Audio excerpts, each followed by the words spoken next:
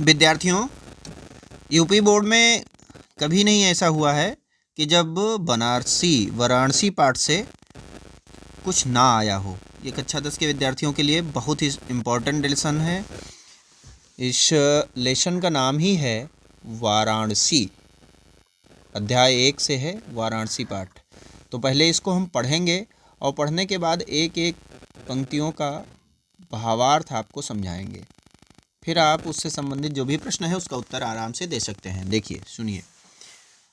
आप चाहें तो इसको हमारे साथ दोहरा भी सकते हैं और ना चाहें तो आप सुन सकते हैं। अक्षरों को आप देखते रहें। वाराणसी सुविख्याता प्राचीना नगरी इयं विमल सलिल तरंगाया गंगाया कूले स्थिता अस्याः घाटानां वलयाकृतिः पंक्तिः धवलायां चंद्रिकायां बहुराजते अगणिताः पर्यटकाः सुदूरेभ्यः देशेभ्यः नित्यम् अत्र आयन्ति अस्याः घट्टानां च शोभाविलोक्य इमां बहु प्रशंसन्ति। वाराणस्यां प्राचीनकालादेव गेहे गेहे विद्यादेव्यं ज्योतिदोत्तते अधुनापि अत्र संस्कृतवाङ्धारां सततं प्रवहति।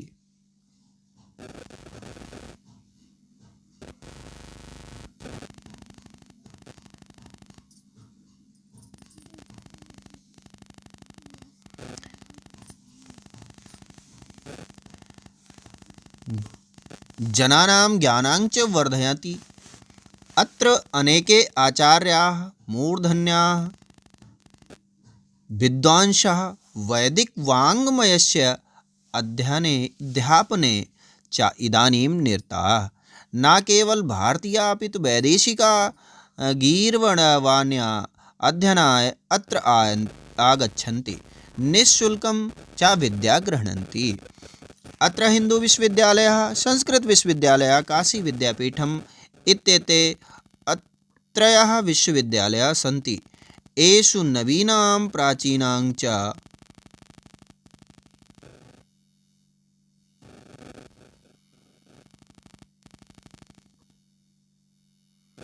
ज्ञान विज्ञान विषयाणाम् अध्ययनं प्रचलति। एषा नगरी भारतीय संस्कृते संस्कृत भाषायाश्च केन्द्रस्थलम् अस्ति। इतयो संस्कृत वाङ्मयस्य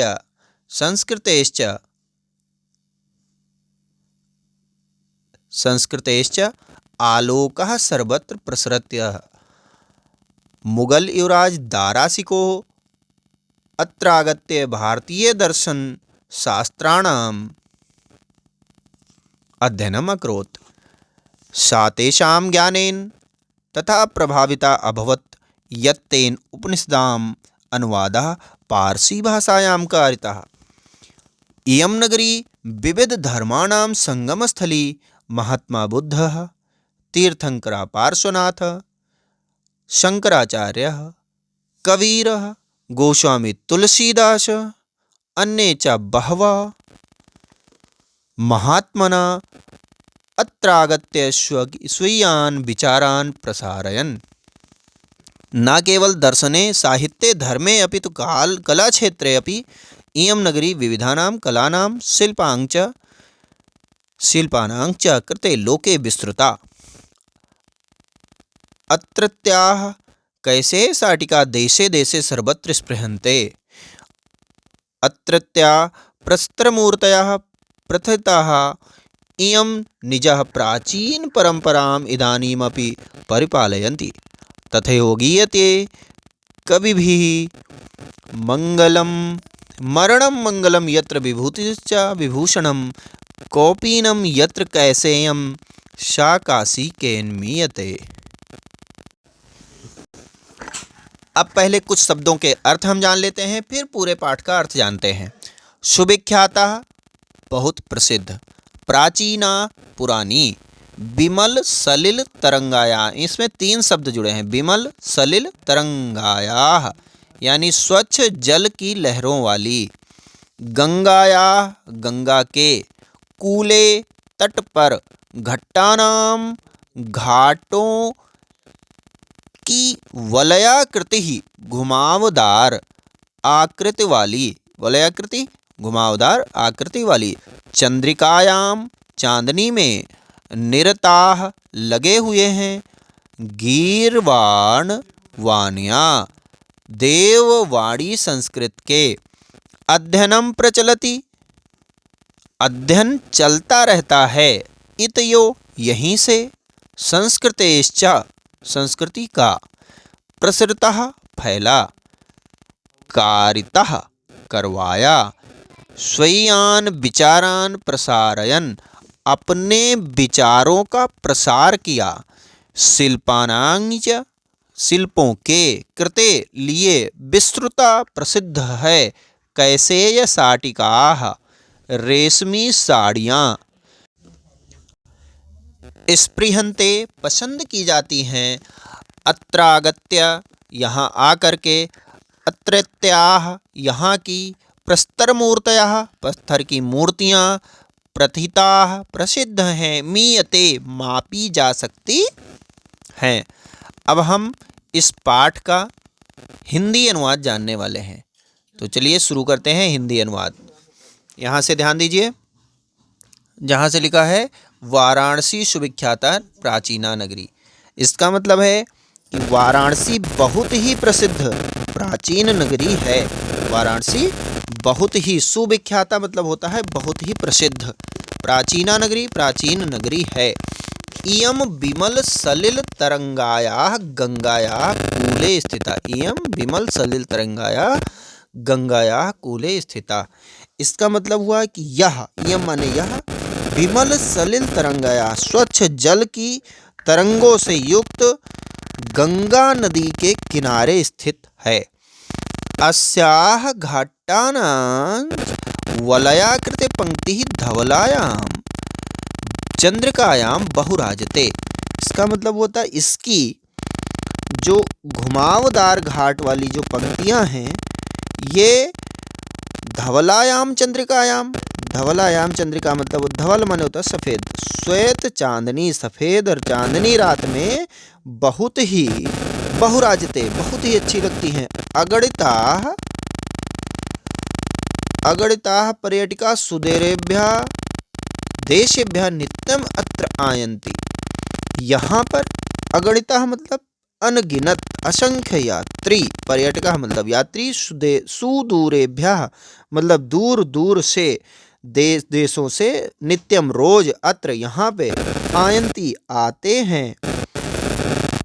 अस्या घट्टानां च शोभा वलया विलोक्य इयां बहु प्रशंसन्ति, अस्या इसकी, घट्टानां च घाटों की, शोभाम शोभा को, विलोक्य देख करके, इमाम बहु प्रशंसन्ति इसकी बहुत प्रशंसा करते हैं।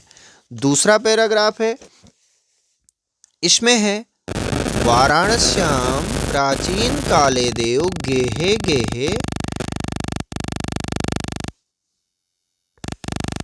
विद्याया दिव्यम ज्योति दोतते, वाराणसी में प्राचीन काल से ही, प्राचीन काला देव, प्राचीन काल से ही, गेहे गेहे यानी गेह माने होता घर, गेहे गेहे घर घर, विद्याम दिव्यम ज्योति दोतते विद्या की दिव्य ज्योति प्रकाशित होती रही है, दोतते प्रकाशित होती रही है।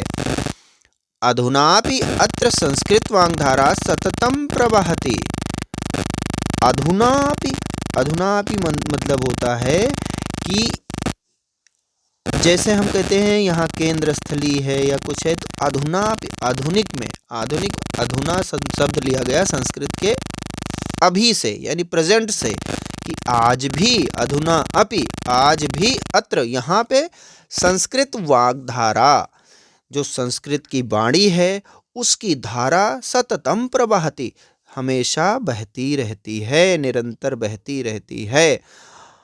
जनानाम लोग, ज्ञानांच वर्धयति ज्ञान को बढ़ाने के लिए, लोगों के ज्ञान को वर्धयति बढ़ाती है।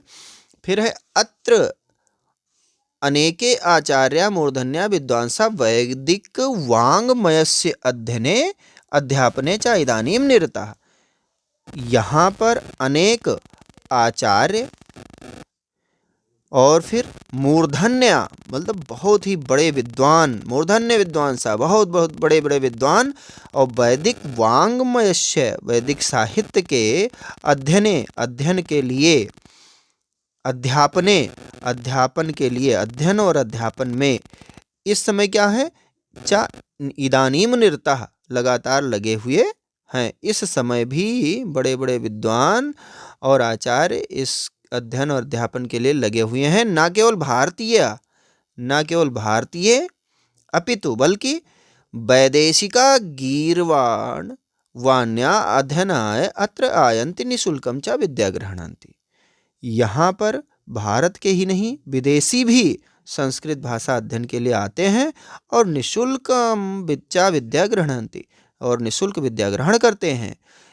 अत्र यहाँ पर हिंदू विश्वविद्यालय, संस्कृत विश्वविद्यालय, काशी विद्यापीठम, यहाँ पर हिंदू विश्वविद्यालय, संस्कृत विश्वविद्यालय, काशी विद्यापीठ इत्येते त्रय विश्वविद्यालय, इस प्रकार 3 विश्वविद्यालय हैं। संति, यहाँ पर 3 विश्वविद्यालय हैं। एषु नवीनानां प्राचीनां च ज्ञान विज्ञान विषयाणाम अध्ययनम प्रचलति। यहाँ पर नए और पुराने ज्ञान विज्ञान के विषयों का अध्ययन चलता रहता है। अब इधर आइए, एषा नगरी भारतीय संस्कृते संस्कृत भाषायां च केंद्र स्थलमस्ति। यह नगरी भारतीय संस्कृत भाषा के केंद्र स्थली है। यहीं से संस्कृत वाङ्मय से संस्कृतेश्च आलोक सर्वत्र प्रसृते। यहीं से ही संस्कृत वाङ्मय से संस्कृत साहित्य और संस्कृत के जो प्रकाश है वो सभी जगह फैला। सर्वत्र प्रसृता, प्रसृता माने फैला, सर्वत्र माने सब जगह पर फैला है। फिर है मुगल युवराज दारासिकोह अत्रागत्य। मुगल युवराज जो थे दारासिकोह, मुगल युवराज दारासिकोह भी यहाँ आए और भारतीय दर्शन शास्त्रम अध्ययनम अकरोत्। भारतीय दर्शन शास्त्र का इन्होंने यहाँ पे अध्ययन किया। सा तेषां ज्ञानेन च प्रभाविता अभवत्, और वो इस ज्ञान से क्या हुए, इतना प्रभावित हुए, यत तेन उपनिषदाम अनुवादम पारसी भाषाम कारिता। उन्होंने उपनिषदों का अनुवाद फारसी भाषा में करवाया। फिर है इयम नगरी विविध धर्माणाम संगम स्थली। यह नगरी विविध धर्मों के मिलन का स्थान रहा है। संगम स्थली मिलने का स्थान रहा है। महात्मा बुद्ध, तीर्थंकरा, पार्श्वनाथ, शंकराचार्य, कबीर, गोस्वामी तुलसीदास अन्ये च बहवः महात्मना अत्रागत्य स्वकीयान् विचारान् प्रसारयन्। यहाँ पर महात्मा बुद्ध, तीर्थंकर, पार्श्वनाथ, शंकराचार्य, कबीर, गोस्वामी तुलसीदास और दूसरे बहुत से महात्माओं ने यहाँ आकर अपने विचारों को क्या किया है, प्रसारयन, फैलाया है। स्वकीयान, अपने विचारों को। न केवल दर्शने साहित्ये धर्मे अपितु कला क्षेत्रे अपि इयं नगरी विविधानां कलानां शिल्पांच कृते लोके विस्तृता। यह नगरी अपने विचारों का प्रसार दर्शन साहित्य के ही नहीं, धर्म में ही नहीं, बल्कि कला के क्षेत्र में भी, अपितु कला क्षेत्रे अपि यानी कला के क्षेत्र में भी यह नगरी विविध कलाओं और शिल्पों के लिए संसार में क्या है, शिल्पांचा कृते लोके विस्तृता। लोके मतलब संसार में, विस्तृता मतलब जानी जाती है, प्रसिद्ध है। अत्रत्या कैसे साटिका देशे देशे सर्वत्र स्पृहन्ते। और यहाँ की रेशम की साड़ियाँ जो हैं वो देश विदेश में सब जगह क्या की जाती, स्पृहन्ते, स्वीकार की जाती हैं, पसंद की जाती हैं। यहाँ की अत्रत्या प्रस्तर मूर्तियाँ मतलब पत्थर की मूर्तियाँ, प्रथिताः बहुत ही प्रसिद्ध हैं। इयं निजः प्राचीन परंपरायां इदानीमपि परिपालयति। यह अपने निजी प्राचीन परंपरा का भी पालन करती हैं। तथैव गीयते कवि भी, इस प्रकार कवियों की द्वारा भी कहा जाता है। क्या कहा जाता है, मरणं मंगलम यत्र विभूतिश्च विभूषणं कैवपेनम यत्र कैसेयं साकाशिकेन मीयते। इसका मतलब हुआ कि जहाँ पर मरणम और जहाँ पर मरना मंगलम कल्याणकारी समझा जाता है, जहाँ पर मरना कल्याणकारी समझा जाता है, विभूतिश्च विभूषणम जहाँ पर भस्म धारण करना आभूषण है, शरीर पर भस्म लगाते हैं उसे आभूषण मानते हैं।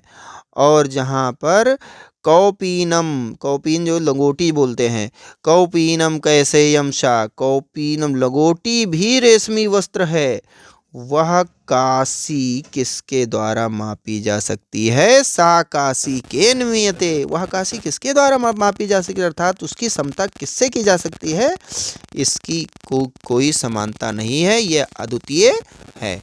ये वाराणसी पाठ का भावार्थ सहित हमने आपको पूरा अर्थ बताया, शब्द अर्थ बताया। हमें आशा है कि आपको यह पाठ पसंद आया होगा, कुछ डाउट्स आपके क्लियर हुए होंगे। इसके जो प्रश्न उत्तर हैं आपको अगले वीडियो में देते हैं। तब तक के लिए जय हिंद।